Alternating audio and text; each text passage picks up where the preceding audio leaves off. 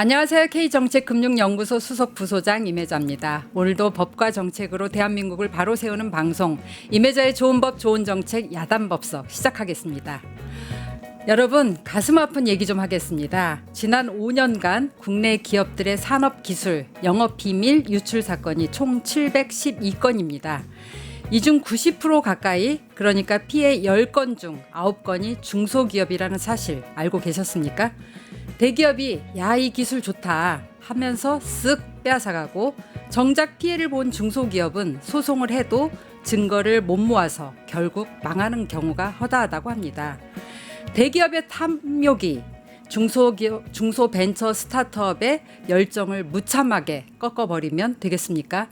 혁신적인 기술 하나 믿고 도전한 창업가의 꿈이 기울어진 운동장 때문에 무너지면 안 되겠다는 생각이 드시죠? 그래서 이재명 대통령님도 기술 탈취 절대 용납하지 않겠다고 못 박았고 국회에서도 한국형 디스커버리 제도, 즉 증거 수집 제도 도입 법안을 내놓았습니다.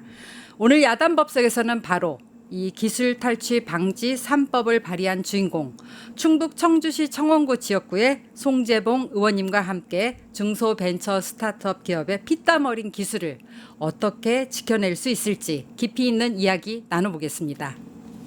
의원님 안녕하세요. 예, 안녕하세요. 네, 지금 국회에서 오시는 길인가요? 예, 국회에서 네. 금방 방금 도착했습니다. 우리 뉴스토마토 시청자들 분께 인사 좀 해주세요. 예, 우리 뉴스토마토 시청자 여러분 반갑습니다.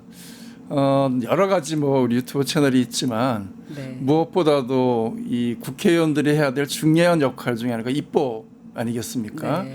근데 이 법을 가지고 이야기하는 프로그램은 여기 하나밖에 없는 것 같아요. 처음이죠. 예. 네. 그래서 무엇보다 반가웠고 네. 그래서 꾸준하게 또 법을 통해 입법을 통해서 국가의 정책의 시스템을 바꾸고자 하는 그런 의원들에게는 굉장히 소중한 프로그램이라고 생각하고요. 초대해 주셔서 감사합니다. 제가 요청해서 이 멘트가 나오는 것 같아서 좀 민망한데요. 아닙니다. 얼마 전에 지난주였죠. 국회 예. 개원식. 예. 그때 의원님 입으셨던 한복 굉장히 잘 어울리시던데. 보셨어요? 네네. 또 페북에도 올려주셔가지고. 예. 네. 근데 국회 본회의장에 한복 입고 들어간 소감 어떠셨어요? 정말 새로웠습니다. 그래요? 처음에 그 국회의장님하고 백혜련 의원이 제안을 했었는데 네. 그때만 해도 다들 서로 물어봤거든요. 입고 올 거야? 아유, 어려울 것 같은데 이런 얘기를 했는데 그래도 막상 그 취지가 네. 좋아서 네. 다들 용기를 내서 입고 네. 갔는데 그 본회의장 들어가면서 네. 그래 대한민국 국회의 국회의원들이 왜 본회의장에 우리 한복을 입고 가는 게 너무나 당연할 텐데도 네. 처음 있는 일이지 않습니까? 네네. 그래서 한편 설레기도 하고 또 뿌듯하기도 하고 네. 또 서로 색다른 한복을 입고 오다 보니까 네. 서로 즐거워서 사진 찍고 난리가 났었습니다. 네네. 예. 또 캐대헌이 유행하다 보니까 맞습니다. 또 이 예. K 한류, K 뷰티 많이 뜨잖아요. 예. 그래서 굉장히 보기 좋더라고요. 예, 맞습니다. 또 정말 우리 것을 제대로 알릴 수 있다는 게 특히 국회 본회의장에서 예. 저도 너무 참신하고 아주 보기가 좋았습니다. 네, 정말 즐거웠습니다. 네. 이 방송 끝나면 바로 청주 청원구 지역구로 가신다고. 예. 그래서 방송 녹화 시간도 지금 2시간이나 앞당겼습니다. 그러니까 우리 지역이 아주 중요한 행사가 있습니다. 그래요. 그럼 그럼 매일 국제 공예 비엔날레라고 아. 14회째를 만든 오늘 개막식이 있어가지고요. 공예 비엔날레. 네. 그럼 매일 이렇게 청주와 서울을 오가시나요? 거의 매일은 아닌데 네. 일주일에 한 3-4번 정도는 왔다 갔다 네. 하니까 서울에 있는 시간보다는 저는 지역에 있는 시간이 네. 더 많은 경우도 있고 네. 네, 부지런히 지역을 또 가서 또 주민들의 의견을 들어야 되니까요. 네. 열심히 다니고 있습니다. 네. 제가 의원님을 뵈니까 사실 저랑 인연이 깊잖아요. 그럼요. 네. 저희가 청와대에서 같이 네. 근무하면서 그것도 네. 또 제 옆자리에서 또 네. 근무를 했잖아요. 저희 그 처음 가서 제 사수였잖아요. 네. 그렇게 말씀하시니까 네. 감회가 새롭습니다. 네. 그때 정말 성실하시기도 하고 또 능력은 능력대로 인품은 인품대로 정말 훌륭하셔서 제가 인상 깊었는데요. 또 이렇게 의정 활동을 맹활약을 해주시니까 든든하고 또 기대가 되고요. 근데 의원님 인품이 훌륭하셔서 그런지 저 진짜 이 방송에서 꼭 제가 사적인 얘기지만 얘기 좀 하고 넘어가려고요. 저희 네. 작가가 네. 정말 자기도 국회 생활 해봤지만 이렇게 보좌진이 너무너무 친절하고 이렇게 성실하게 이렇게 자료 준비해주고 이런 방 처음 봤다고 그래요? 꼭 칭찬 좀 해주래요. 우리 보좌진들 칭찬을 해야 네, 되겠네요. 의원님 네. 훌륭하시니까 또 보좌진도 이렇게 훌륭하게 네, 그래서 칭찬하고 넘어갑니다. 아유, 고맙습니다. 네. 네. 이 국정에 대한 인사이트도 있으시고 또 지역에 대한 열정이 있으셔서 특히나 지역을 굉장히 현안을 앞장서서 챙기시는 것 같은데 지금 청주의 가장 핫 이슈 현안은 무엇인가요? 뭐 가장 중요한 그 이슈는 네, 청주 국제공항을 네. 제대로 활성화시켜라 이런 것이 지역민들의 명령입니다. 아 그래서 지금 이 예. 비행기 모형을 예. 가져오신 것 같은데요. 네. 뭐 전국에 많은 공항이 있습니다만은 공항이 지역 발전에 또 균형 발전에 중요한 견인체 역할을 할 수 있다 이렇게 생각을 하고 있고요. 네. 또 충북도민이 한 165만 정도 되거든요. 아 네. 그런데 110만 명이 청주 국제공항에 민간 전용 활주로를 새롭게 깔아달라 아 서명을 받았습니다. 아 그래요. 그러니까 뭐 이보다 더 큰 중요한 이슈는 없죠. 아, 서명을 직접 받으셨구나. 제가 받은 건 아닌데 아 네네. 뭐 도에 각종 직능 단체와 시민 단체들이 나서서 네. 근데 그 정도라고 하면 충북도민 전체가 그런데 꼭 충북도민만은 아니고 이 공항을 네. 이용하는 분들은 충청권과 네. 경기 남부까지를 포괄하니까요. 네네. 그래서 많은 분들의 염원이 담긴 일이 아. 청주국제공항에 민간 전용 네. 활주로를 깔아달라 이 요구입니다. 네네.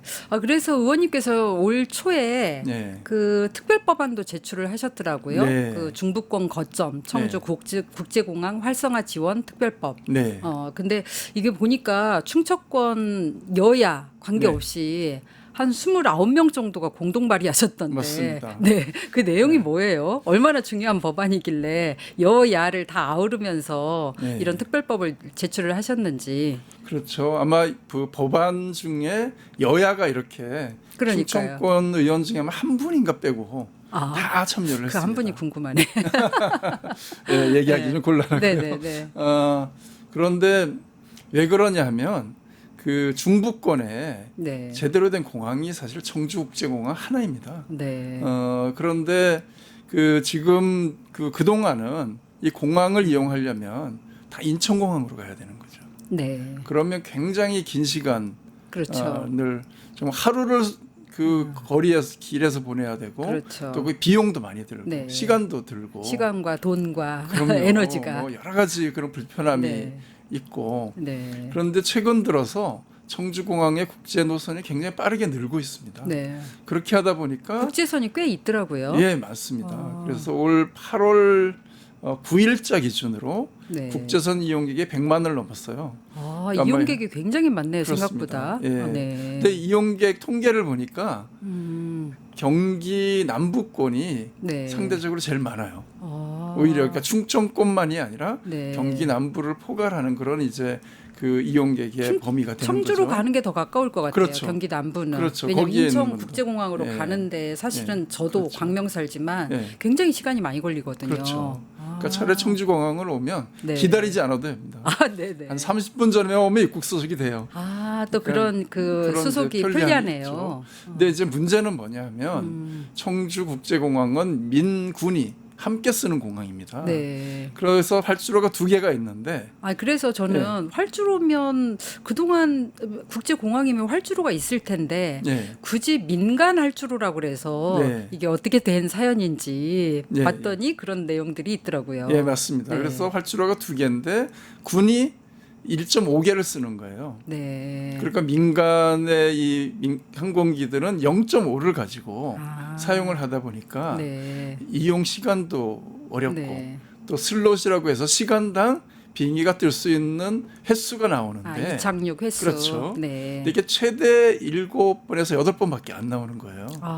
굉장히 그렇죠. 적네요. 그럼요. 네. 그래서 이용객도 또 그 노선도 계속 늘어나는데 이게 이제 포화 상태로 가고 있는 거죠. 네. 그렇기 때문에 민간 전용 활주로를 깔아야 결과적으로는 청주공항이 중부권의 거점 공항으로 앞으로 발전할 수 있고 이용객 천만 시대에 대비해야 된다. 그런 차원에서 그런 네. 요구가 이제 높아지고 있는 거죠. 네, 수요자 니즈가 많다 보니까 그래서 그렇죠. 지난 대선 때 네. 그 1호 공약으로 요청을 충북도가 했더라고요. 맞습니다. 보니까 네. 그래서 그런 사연이 있었군요. 예. 네. 그러면 이 법안이 국정과제로도 지금 채택이 된 건가요? 예, 그렇습니다. 그러면은 이게 충북 공약 중에 민주당 공약의 그때 첫 번째 공약이라고 그렇죠. 들었거든요. 1호 공약이고요. 1호 공약이고 네. 첫 번째 공약이고. 그러면 일단 국회에서는 이제 특별 법안을 의원님이 제출하셨고 네. 또 정부에도 뭐 정부 계획 반영에 요청을 하셨더라고요. 네. 청주 국제공항 활성화를 위해서 좀 여러 가지 법안도 그렇고 정부에 네. 요청을 맞습니다. 좀 했는데 네. 그럼 앞으로 어떻게 진행이 되나요? 이제 활주로가 생기려면 정부의 국정 과제에 반영되는 것도 중요하지만 국가 계획에 반영이 돼야 되잖아요. 그러니까요. 네. 그래서 7차 그 공항개발 종합계획이 아. 12월 정도에 네. 확정이 되는데 네, 그게 바로 안 예. 떠올랐어요. 아까 예. 7차 공항개발 종합계획. 그렇습니다. 네. 여기에 반영하는 것이 굉장히 이제 우선 중요하고요. 네. 그리고 법을 통해서 이제 입법하고 국정과제에 반영하고 그리고 내년에는 예비 타당성 조사를 할 수 있도록 예산을 반영하는 게 중요하죠. 일단 이게 반영이 돼야 이제 예타 조사도 하고 그렇게 그렇죠. 되겠네요. 네, 순서가. 그렇습니다. 아. 지금 아주 중요한 시기입니다. 네네. 오늘 또 그러니까 방송에, 네 비행기 모형까지 가져오셨고. 네, 이거 가져왔습니다. 이만큼 이 염원이 모형은- 충청권의 염원이 네. 담긴 청주 그러면 이 국제공항입니다. 모형은 어디서 만든 건가요? 지난번에 저희가 네. 국회에서 네. 청주 공항 활성화를 위한 네. 그 국회의원 회관에 전시를 했었죠. 그때 가지고 왔던 것 중에 하나를 제가 네. 사무실에 남겨놨다고 오늘 들고 예, 왔습니다. 방송 출연은 처음이죠. 예. 그렇죠, 처음입니다. 사실은 대통령 직속 지방시대위원회 이런 네. 게 출범을 한 이유가 지금 이제 지역 소멸 위기에 있잖아요. 그렇습니다. 그러다 보니까 지역 균형 발전을 해야만이 네. 이게 대한민국이 더 발전하고 하는데 의원님이 이렇게 열정과 노력을 기울이는 것들이 지방 균형 발전의 단초가 되기를 바랍니다. 네, 꼭 그렇게 되도록 열심히 네. 뛰겠습니다. 이 비행기가 출연한 이렇게 보람이 있어야 되잖아요. 맞습니다. 네. 네. 세계를 이렇게 날 수 있는 아. 그런 비행기가 됐으면 좋겠습니다. 네네. 청주 국제공항을 통해서요. 네네. 네.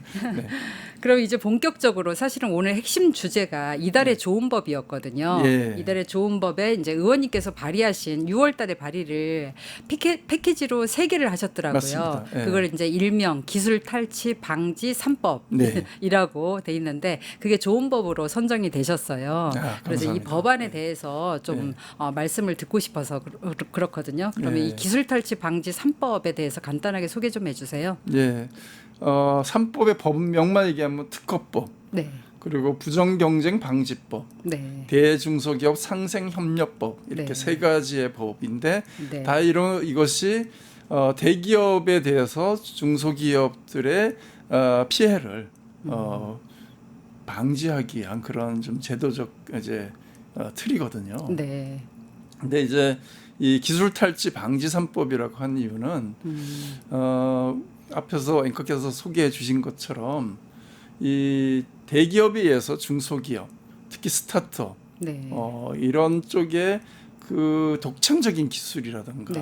아이디어, 그렇죠. 혁신 기술 같은 게 이런 있죠. 것들이 과도하게 침해를 당하고 있다. 네. 그런데 피해는 발생하는데 그 피해 구제 수단이 너무 부족하다. 법은 있는데 그렇죠. 실효적인 어떤 그렇죠. 수단이 안 되는 거가 뭐죠? 그래서 특히 제가 스타트업이라든가 중소기업, 특히 벤처기업 네. 하시는 분들 만나면 많은 분들이 이 대기업에 의한 여러 가지 기술 탈취 문제를 네. 정부가 나서서 좀 방지책을 만들어줘야 네. 이 중소기업들이 뭔가 혁신 기술을 개발하고 그걸 통해서 사업도 성공하고 네. 그래서 새로운 성공 모델이 만들어져야 또 다른 네. 도전자가 생기고 이럴 거 아니냐. 네. 네. 그런 이제 제안을 많이 들었는데 그게 좀 안 되더라고요. 그래서 3가지 이제 핵심적인 게 전문가 사실 조사 네. 제도를 도입하자. 네. 그리고 자료 보존 명령 제도를 도입하자. 그리고 법정 외에 진술을 녹취한 영상물도 증거 네. 자료를 인정하게 해달라. 네. 요 세 가지를 핵심으로 하는 네. 세 가지의 이제 법을 제안하게 된 겁니다. 저도 법안을 좀 살펴봤는데 사실은 꽤 어렵더라고요. 네, 맞습니다. 근데 이제 저희한테 조금 그래도 귀에 익숙한 게 영어지만 네. 미국의 디스커버리 맞습니다. 제도가 조금 익숙하잖아요. 예. 그 제도가 이제 특허 침해 입증을 위한 증거 수집 제도. 그렇습니다. 그래서 이제 한국형 디스커버리 제도, K 네. 디스커버리 제도를 맞습니다. 만들자는 거잖아요. 네. 그게 왜 필요한지 좀 더 쉽게 설명 좀 해주세요. 예, 이 지금까지도 이제 제도는 있거든요. 네. 그래서 증거를 보전을 신청하고 그러면 증거를 공개할 수 있도록 특허법에도 이미 반영돼 있기는 한데 근데 승소율이 그게 굉장히 낮더라고요. 제가 보니까 특허법 관련돼서는 네. 그 승소율이 11% 정도 그러니까요. 되는데 네. 일반 민사소송의 승소율이 한 35% 내외 된다고 하거든요. 네. 그렇게 보면 굉장히 낮은 거죠. 그러니까요. 네. 그런 이유가 이게 제대로 그 제일 핵심적인 문제가 뭐냐면 피해를 입잖아요. 중소기업들이 자기 기술이 침해당했다. 네. 노는 아이디어가 일방적으로 도용당했다. 네. 이렇게, 만약에 제가 스타트업이라면 네. 벤처라면 네. 제가 기술을 개발을 했어요. 네. 막 밤새워서 네. 돈을 들여가지고 그렇죠. 네. 없는 돈을 다 쏟아 부어가지고 기술을 개발했는데 이거를 대기업이 네. 모 대기업이 네. 그냥 뺏어가 버렸어요. 그렇죠. 그러면 저는 이제 억울하니까 네. 소송을 할 거 아니에요. 그렇죠. 근데 소송을 하면 제가 이렇게 침해를 당했다는 거를 제가 증명을 못 하잖아요. 그렇죠. 뺏어간 쪽에 그 피고 쪽에서 해야 될 거 아니에요. 근데 그거를 안 해준다는 거잖아요. 그렇죠. 그 피해 네. 입증을 예. 피해 당사자가 해야 되는 거예요. 그러니까요. 그리고 그 증거 자료를 내놔라. 당신 네. 내 기술을 침해했더라도 구체적으로 특정해서 요구를 해야 되다 보니까 정확하게 정보가 없는 상태에서 네. 기술 침해를 특정하기 어렵고 네. 그리고 정작 그 모든 중요한 이 기술 정보, 기술 침해 정보는 가해 기업이 가지고 있는 거죠. 그러니까요. 그런데 가해 기업이 대부분의 정보를 가지고 있는데 여기에 대해서 공개하라고 요구하면 영업 비밀이다. 네. 이런 이유로 공개를 안 하는 거예요. 그리고 이게 무슨 형태가 있는 게 아니잖아요. 기술이라는 그렇죠. 게. 그렇죠. 무형의 기술이기 때문에 그럼요. 그걸 참 입증해내기가 쉽지가 않을 것 같아요. 그렇죠. 네. 그렇게 되다 보니까 많은 이제 중소기업들이 중기중앙회가 그 300개 특허 기술을 가지고 있는 중소기업을 대상으로 여론조사를 했더니 네. 10개 중에 1개 기업 정도가 이런 침해를 당한 경험이 있다 이렇게 이야기를 할 정도예요. 그러면 네. 굉장히 많은 거란 말이죠. 네. 비용적으로. 그런데 그럼 어떻게 대응했냐? 그 중에 약 43% 내외의 기업들이 포기하고 말았다. 왜 그러냐? 그렇게 물으면 그 증거 확보가 어렵기 때문에. 그리고 네. 굉장히 이게 소송 시간도 많이 걸리더라고요. 그렇죠. 그러면 벤처 맞습니다. 스타트업 같은 경우에는 이게 시간이 다 돈이고 그렇죠. 또 인력도 네. 안 되고 자금력도 안 되고 그리고 설사 승소를 했다 손 치더라도 손해액이 굉장히 적던데요. 그렇죠. 왜냐하면 침해 사실을 정확하게 다 확인을 해서 네. 얼마 정도의 손해가 발생했다는 것을 증명해내야 되는데 네. 예를 들면 10가지의 기술 침해가 있었는데 실제로 그 증명할 수 있는 거 한두 개밖에 안 되니까. 증명을 못 해내니까. 그렇죠. 네. 그래서 실질적으로 중소기업들이라든가 스타트업들이 그 피해액의 평균액을 치면 16억인가 18억 정도 네. 된다는 거거든요.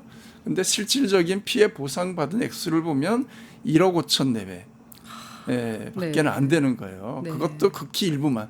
네. 대부분은 패소하고 승소를 한다고 해도 승소한다 실익이 없는 거죠. 네. 그러다 보니까 포기하고 네. 말게 네. 되는 거고 정말 이걸 반드시 정의를 살려야 되겠다. 그리고 기술 침해에 대해서 진실을 밝혀야 되겠다라고 소송을 끝까지 한 기업들의 경우는 결과적으로는 다른 기업으로부터도 외면당하고 또 그 긴 소송 시간 동안 내부의 네. 인재들이 유출되고 네. 기업은 경영이 제대로 안 되고 그렇죠. 그래서 부도가 나는 경우가 또 생기고 네. 정말 이런 안타까운 일들이 네. 우리나라의 기업 생태계 내에서 네. 반복적으로 일어난다는 것은 심각한 문제다 이렇게 네. 생각을 합니다.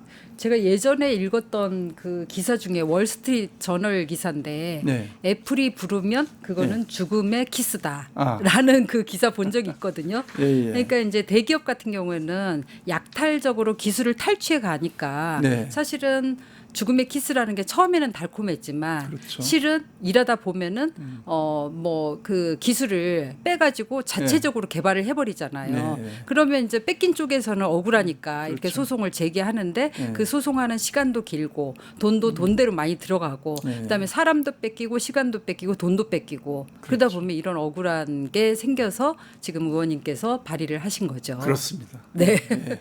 더 정리를 잘해 주니까. 아니에요. 네.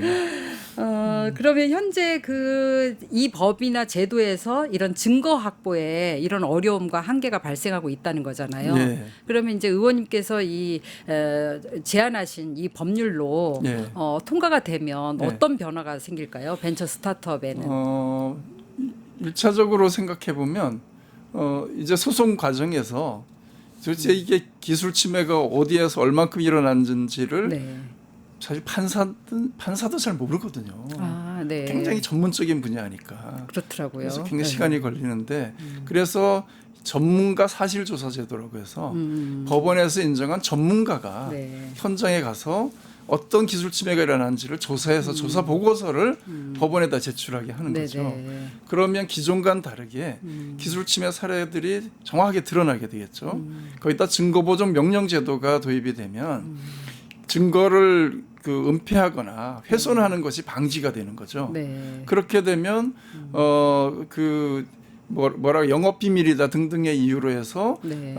그 침해 기술 침해 증거 자료를 회피할 수 있는 기회가 줄어드는 거죠. 네. 사실상 이런 제도가 제대로 도입이 된다고 하면 이제는 기술을 도용하거나 탈취한 기업의 입장에서 나중에 발각이 되면 네. 징벌적 손해배상도 해야 되고 네, 네. 기업의 이미지도 타격이 가고 네. 실제 소송의 패소할 확률이 높아지지 않겠어요? 네, 네. 그렇게 되면 이런 기술 침해를 하겠다는 생각이 줄어들겠죠. 네, 네. 그러면 그 중소기업이나 스타트업의 입장에서는 그런 기술 자료를 설령 제공한다고 해도 네. 기술 침해 가능성이 줄어드니까 네. 오히려 대중소기업 간의 상생 협력도 상생협력이 가능한 되고. 그런 시스템이 마련될 수 있을 네, 것이다. 네. 뭐 그런 좀 긍정적 기대를 하고 있습니다. 그러니까 의원님 법안 제목이 네. 대중소기업 상생협력 예. 법안 이름대로 되는 거네요. 그렇습니다. 아, 네네. 저도 이번에 벤처기업 협회가 네. 그 설문조사 한 게 한국형 증거 수집제도 도입. 네. 처음에는 이게 되게 설문조사가 이런 설문조사를 왜 했지 생소했거든요. 네. 근데 이제 의원님 법안을 보니까 네. 이게 굉장히 증거 수집 곤란 때문에 침해 소송, 특허 침해 소송을 경험한 쪽에서는 그게 가장 큰 애로사항으로 그렇습니다. 찝었더라고요. 네. 그리고 두 번째가 소송 기간이 길다. 그렇죠. 세 번째는 소송 비용이 너무 과다하다. 예. 그리고 실제 이렇게 상대방이 이제 비협조하는 그런 것 때문에 이 증거 수집에 대한 제도가 필요하다라는 네. 거잖아요. 그러면 사실은 이 시청자들이 이 피해가 현장에서 어느 정도인지 그 사례를 좀 한두 개라도 소개를 좀 해주시겠어요? 네. 우선 그 지난해 우리 국정감사 때도 나왔던 그 사건이기도 한데 네, 곰표 밀맥주 혹시 기억나시나요? 많이 마셔봤어요. 마셔봤죠. 그 곰표 밀맥주가 대한제분하고 세븐브로이라고 하는 스타트업 네. 그 중소기업하고 협업을 통해서 네, 그 만들어진 맥주가 곰표 밀맥주였거든요. 선풍적인 인기를 끌지 맛있었어요. 않았습니까? 예. 네. 그런데 이 곰표 밀맥주를 출시하는데 3년이 지나니까 그 상표 계약 종료 통보를 해버린 거예요. 아, 예, 그 대한제분 쪽에서. 네, 그러고 새로운 그 경쟁을 통해서 새로운 그 제조회사를 찾은 거죠. 아, 지금은 제주 맥주인가 거기가 아마 이걸 이제 생산을 하고 있는 겁니다. 제주 예일 맥주인가요? 그렇죠. 아. 그렇게 하다 보니까 제가 이렇게 술 이름을 잘 알지. 이 세븐브로이 입장에서 보면 네, 이게 결국은 수출 신고를 명목으로 우리의 기술 자료를 요구해 갖고 지금 생산하는 맥주도 그것과 레시피가 거의 일치한다. 이렇게 주장하면서 소송을 들어간 네. 건데 결과적으로는 이 세븐브로이가 포기를 했어요.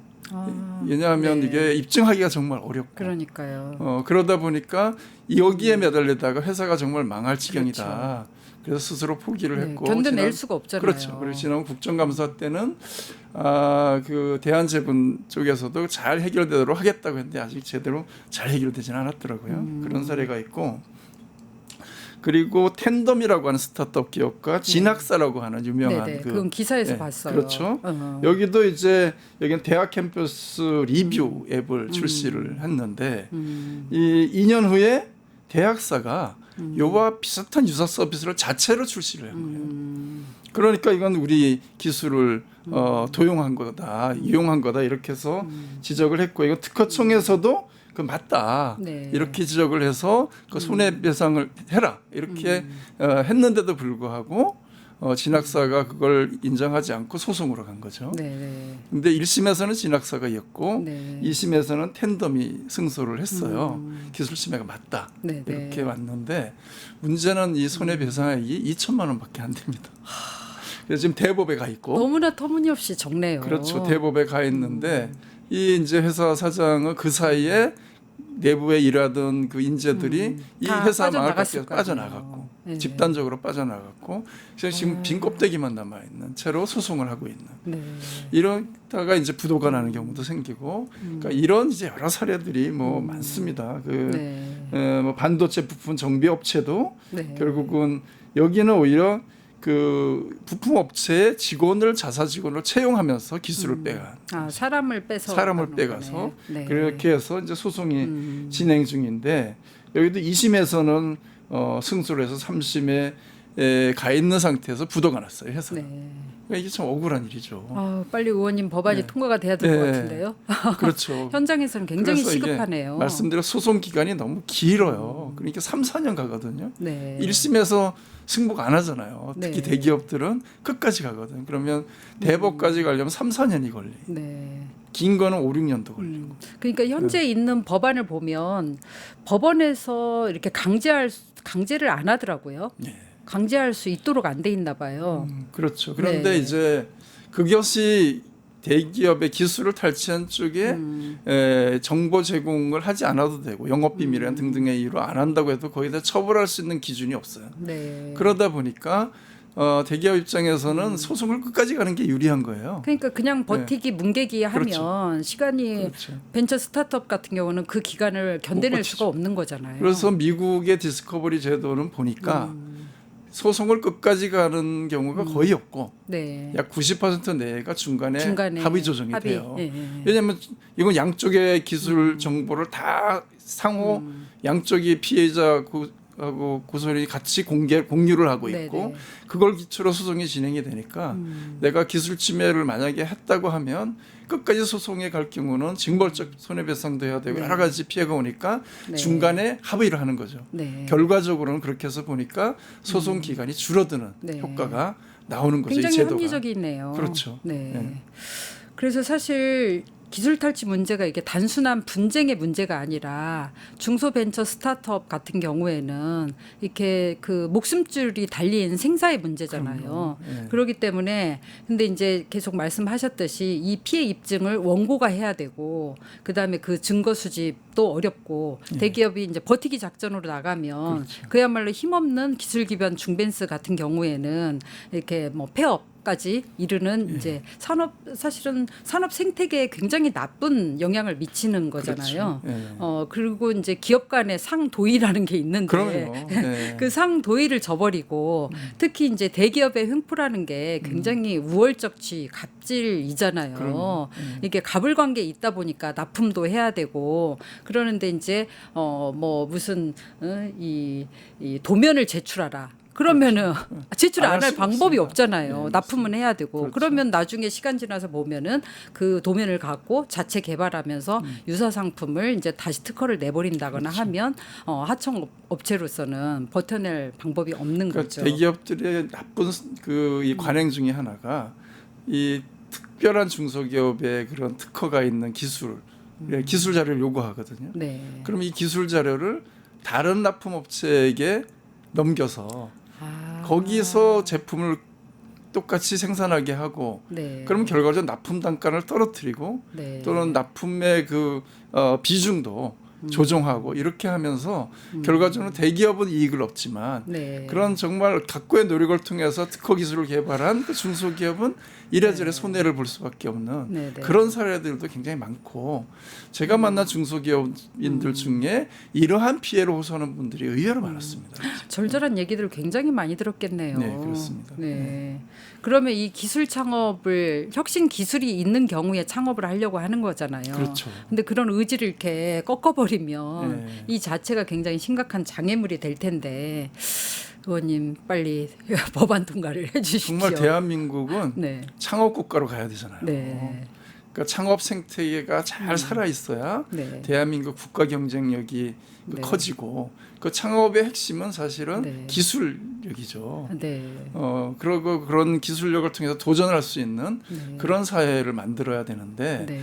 이런 그 대기업의 기술 탈취 문제 대부분의 사실 이런 그 기술 탈취나 피해의 90%가 중소기업이 피해를 보는 것이니까요. 네. 그래서 이런 생태계를 바꾸는 것이 대한민국의 지속 가능한 경제 성장과 경쟁력을 위해서도 네. 매우 중요한 그런 일이다 이렇게 생각하고 있습니다. 네. 사실 이재명 대통령도 대선 공약에서 네. 기술 탈취한 기업은 망한다라는 대원칙을 천명을 맞습니다. 하셨잖아요. 네. 그리고 심지어 아예 기술을 훔칠 생각을 못하도록 기술 탈취에 대해서는 엄벌에 처하겠다. 네. 그래서 국무회의 때도 기술 탈취 근절 입법도 빨리 해라. 정책도 만들어라. 그다음에 또 사회 분위기 조성도 필요하다. 이런 걸 말씀을 하셨는데 사실 국회에서 굉장히 발빠르게 움직인다는 생각이 들어요. 네. 그리고 이제 이전 정부에서는 아예 잠자고 있었잖아요. 법안들이 다 그렇습니다. 캐비넷에서. 네. 근데 이제 산업도 급변하고 있고 그렇기 때문에 이 사회 속도에 맞춰서 법안도 빨리빨리 만들어 가지고 통과를 시켜줘야 되는 거잖아요. 그렇습니다. 그러면 이 의원님께서 내놓으신 이 해법이 결국은 한국형 K 디스커버리 제도가 되는데 좀 그 이 통과됐을 때 변화상을 한번 그려본다면 어떻게 생각하세요?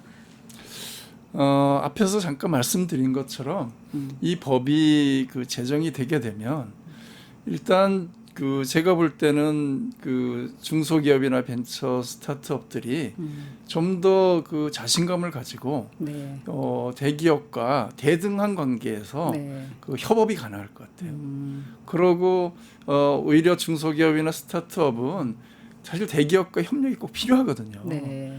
그리고 또 그 자본 투자도 받아야 되지 않습니까? 네네. 그럼 납품도 해야 되죠. 네. 그렇게 해서 기업을 키우고 성장시켜 나가야 되는데 지금은 이 기술 탈취에 대한 두려움 때문에 아까 죽음의 키스라고 말씀하신 네네. 것처럼 그런 불안감에 있고 또 대기업들도 적당히 그 활용하다가 이 기술을 가지고 자체로 생산하든 또는 다른 납품 업체를 새로 그 만들든 뭐 이런 식으로 해도 된다고 하는 나쁜 관행 이 문화를 가지고 있지 않습니까? 그런 생각들을 버리게 할 수 있다는 거죠.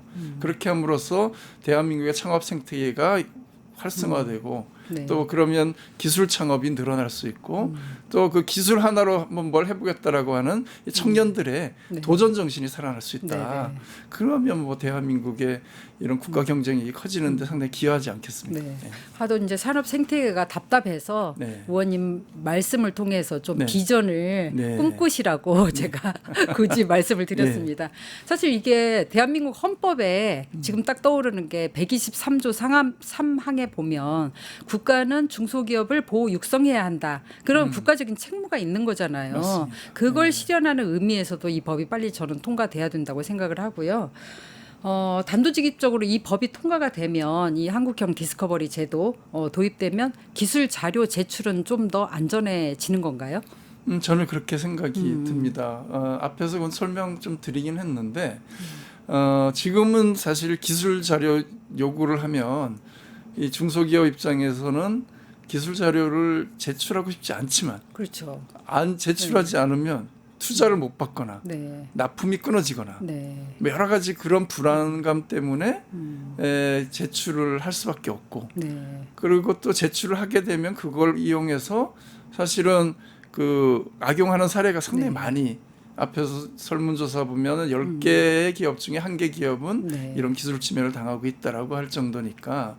그런데 이제 이 법이 통과가 돼서 증거 수집이라든가 또는 증거 보존이라든가 이런 것들이 제대로 갖춰진다고 하면은 네. 아무래도 그 기술을 개발한 특허 기술을 가지고 있는 입장에서도 그래도 좀 더 불안감이 덜어지지 않겠어요? 네네. 그리고 대중소기업 간에 저는 협력도 좀 더 원활해질 수 있을 것이다. 협력도 되고 균형도 그렇죠. 되고. 그렇죠. 네. 예. 네. 그런 측면에서도 이 법이 저는 시급하게 네. 통과돼야 된다 이런 생각을 하고 있습니다. 사실 우리나라는 특허 선진국이잖아요. 그럼요. 세계 4위더라고요. 네. 근데 특허 선진국 5개국 중에 대한민국만 이런 그 디스커버리 제도 이런 게 없는 것 같아요. 그렇습니다. 네, 네. 중국 같은 경우도 굉장히 세게 운영을 하고 있는 것 같아요. 네, 중국은 뭐 네. 정부기관이 나서서 정말 기술을 탈지 의심이 있다 네. 그러면 정부 공무원들이 직접 현장에 가서 조사를 합니다. 전 중국이 그렇게 세게 운영하는 네. 거 보고 좀 깜짝 놀랐어요. 그래서 어쩌면 중국의 이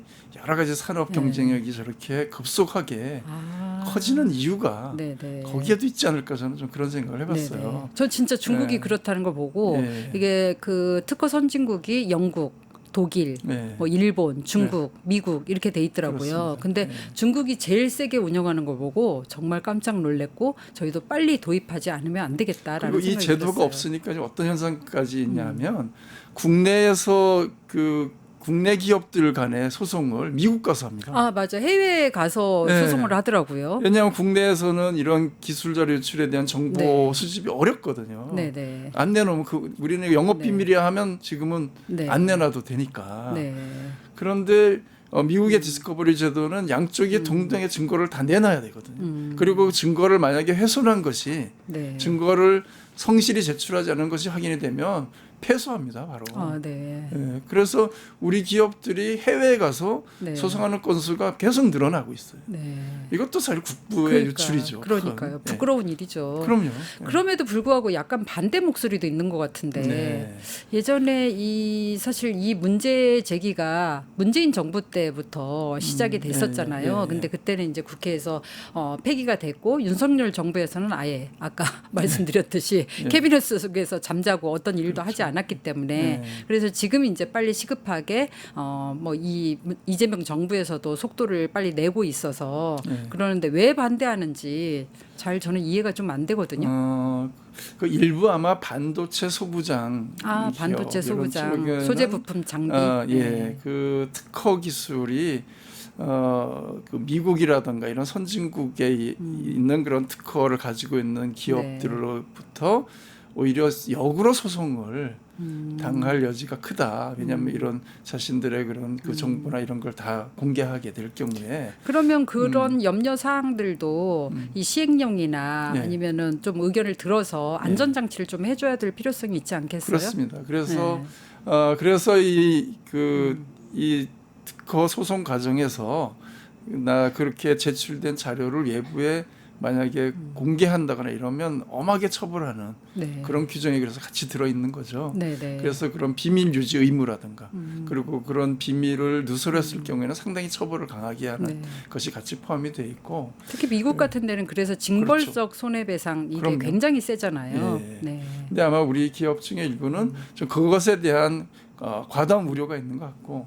또 하나는 소송이 너무 남발되지 않겠냐라고 하는 우려도 일부 있는데 그런 이 디스커버리 제도가 도입된 이후에 뭐 일본이라든가 독일 이런 사례를 보면 유의미하게 소송 건수가 많이 늘어나지 않았다라는 거죠. 그러니까 그것은 좀 너무 과도한 걱정이다. 네네. 그래서 그런저런 우려로 인해서 생기는 부정적 요인보다는 이 제도가 도입함으로써 생겨날 긍정적 효과가 그러니까요. 훨씬 뭐 몇십 배 더 크기 때문에 그건 보완하면서 이 제도는 네네. 빠르게 도입하는 것이 네. 그래도 중요하지 않겠는가. 그러니까 이렇게 반대에 대한 염려보다는 네.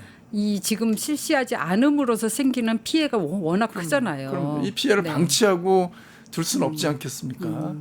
그리고 글로벌 스탠다드도 사실은 그렇게 가고 있기 때문에 대한민국이 국제적인 고아가 되는 것보다 네. 글로벌 스탠다드에 맞춰야만이 아까 의원님 말씀하셨지만 이 대한민국 산업 생태계가 퀀텀 점프를 하려면 취업 국가가 아닌 창업 국가로 가야 그렇죠. 되고 그 창업 국가에 대한 기반은 이 혁신적인 기술 기반이 그렇죠. 돼야 되는데 그렇죠. 그 기술 기반 중벤스들이 어떤 창업을 하는데 의지를 꺾는 제도나 그럼요. 법이 있어서는 안 되잖아요. 그리고 네. 기술을 보호해줘야 네. 이 중소기업들이 중소기업에만 머무르지 않고 네. 중견기업, 대기업으로 맞습니다. 성장할 수 있지 않겠어요? 네네. 그런 스케일업과 관련된 여러 가지 그 정책 측면에서 봐도 그렇게 가야 된다.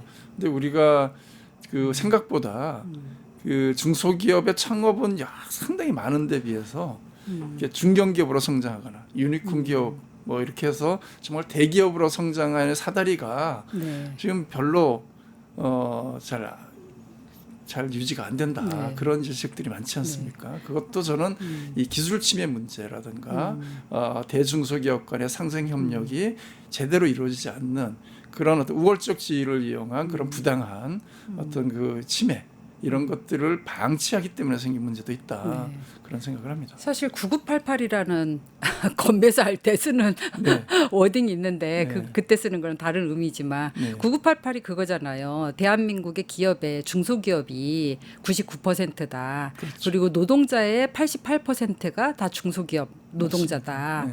그러면 아까 말씀드렸듯이 대한민국 헌법 123조 3항처럼 중소기업을 보호 육성해야 되는데 그 보호 육성하는 법안들을 빨리빨리 통과를 시키고 정책적으로 펼쳐줘야만이 이런 대한민국이 그야말로 창업국가로 쑥쑥 퀀텀 점프를 할 수 있지 않을까 그렇게 생각이 됩니다. 네. 네. 그러면 법안 통과 네. 제일 중요한 하고 싶은 문제죠. 얘기가 많았는데 네. 법안 통과 어떻게 될 것 같아요? 이게 이제 법이 꽤 여러 가지잖아요. 네. 그리고 상임위도 좀 다르기도 하고. 네, 네. 그런데 제일 중요한 것은 여야 간의 합의하에 통과되는 게 네. 제일 좋은데 네. 우리 산자 중기의 그 대부분의 이 법들은 세 개 다 이제 상정이 될 거거든요. 네. 근데 이게 뭐 아시는 것처럼 여야 간에 또 상임위원장이 누군지에 따라서 네. 소위원장이 누구냐에 따라서 참 당연히 통과될 법이 안 되기도 하고. 아니 그런, 정부의 네. 의지도 있고 네. 발의하시는 의원님의 실력도 있고 그렇죠. 그다음에 이 산업계 요구도 있고 네. 또 글로벌 스탠다드도 있고 진짜 지금- 후다닥 빨리 해야 되는 거 아니에요? 지금 이제 정부의 의지는 매우 강력하고 네. 그리고 중소벤처기업부가 중심이 돼서 지금 특허청 공정위 등 협의를 통해서 상당 부분 법안의 조율까지 끝난 상태입니다. 네. 아 대통령님 국정 과제로도 있더라고요. 그럼요. 공정 경제. 국정 과제로 있죠. 네, 네. 그렇게 하고 민주당의 이 올해 2025년 정기국회의 중점 법안으로 네. 또 이제 올라 있습니다. 그래서 네. 정기국회 반드시 통과시켜야 될 법으로 이것이 이제 네. 현재는 선정이 돼 있고 네. 그래서 우리 산자중기에서 최대한 노력을 해야 됩니다. 네. 그래서 네. 여기서는 법을 통과시켜야 되고 또 공정위에도 이 관련 법이 있고 근데 정말 아쉽게도 산자위원장과 공정위원장이 국민의힘이라 그러니까 선자위원장님이 예, 속도를 잘 안 냅니다. 네. 그래서 우리 산자의 그 민주당 의원들끼리는 어떻게라도 이번 정기국회 이 법을 통과시키자 이렇게 제가 합의를 했고. 쫓아가야겠습니다. 네, 맞습니다. 최대한 노력을 기울일 네. 거고요. 끝까지 안 된다고 하면 네. 뭐 이제 신속 처리 법안으로 네. 올려야 패스트트랙으로. 된다. 패스트트랙으로 그렇게라도 해서 안 되면 최대한 빠른 시간 내에 이 법이 통과될 수 있도록 네. 그렇게 좀 노력을 할 생각입니다. 그야말로 산업 현장은 진짜 시급하잖아요. 그럼요. 네, 응급 상황이니까. 왜냐하면 윤석열 정부 지난 3년이 얼마만큼 이 민생을 힘들게 했는지를 네. 잘 모르는 것 같아요. 네, R&D 자금 다 끊어버렸고. 그럼요. 네, 네. 그로 인한 부작용 피해 민생고 얼마나 힘든지. 민생고만 힘들고 것만이 아니라 정말 우리 대한민국의 미래 그 과학 기술을 책임지고 맞습니다. 네. 기술 그 경쟁력을 키워가야 될 핵심 인재들이 네. 유출되기도 했고 그러니까요. 네, 그걸 이제 회복하는 과정도 상당히 어려웠고, 근데 이제 올해 내년 예산을 보니까 R&D 예산을 100% 복원을 시켰지 않습니까? 그렇다고 하면은 이 R&D 투자를 통해서 수많은 이제 기술 창업이 일어날 수 있게 만들어 가야 되는데 네. 그런 분위기를 붕업하는 차원에서도 이 법이 잘 이렇게 기반을 깔아주는 게 중요하다. 네. 이렇게 생각합니다. 의원님 법안이 빨리 통과되면 우리 기업들도 실리콘밸리에서 맹활약을 할 것 같은 기대가 듭니다. 네. 마지막으로 의원님께서 꼭 하시고 싶은 말씀 한 말씀 해주세요. 네, 오늘 초대해 주셔서 정말 감사드리고요. 그리고 이런 입법과 관련된 이런 프로그램이 있다는 것만으로 정말 다시 한번 감사드리고 또 이렇게 묵묵히 대한민국의 미래 산업을 키우기 위해서 노력하는 의원들도 앞으로 잘 조명해 주시면 더 열심히 하겠습니다. 응원합니다. 고맙습니다. 네네. 여러분 오늘 어떻게 들으셨습니까? 남의 것을 빼앗아 성공한다면 그것이야말로 우리 사회의 야만적 불공정 사회가 아닐까요?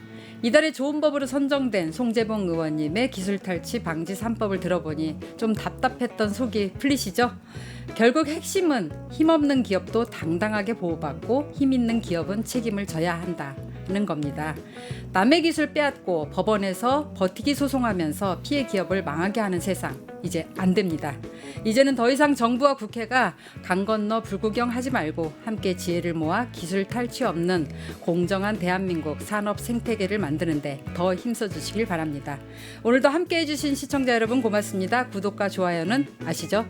혁신 기술은 지켜주고 야단 법석은 밀어주고 저는 임혜자였고요. 다음 주에도 좋은 정책으로 찾아뵙겠습니다. 오늘 의원님 고맙습니다. 네, 고맙습니다. 네. 여러분 행복하세요. 유튜브 구독하고 실시간 채팅과 댓글을 남기시면 매일매일 7,000TTCO를 드립니다. 참여 방법은 통통물 어플을 다운로드하고 회원가입과 로그인을 해주세요.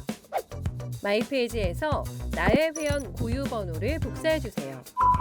유튜브 구독 후 실시간 채팅이나 댓글창에 고유 번호를 한 번만 입력하면 준비 끝! 지금 유튜브 채팅과 댓글 쓰기 참여하고 7,000TTCO 받아가세요.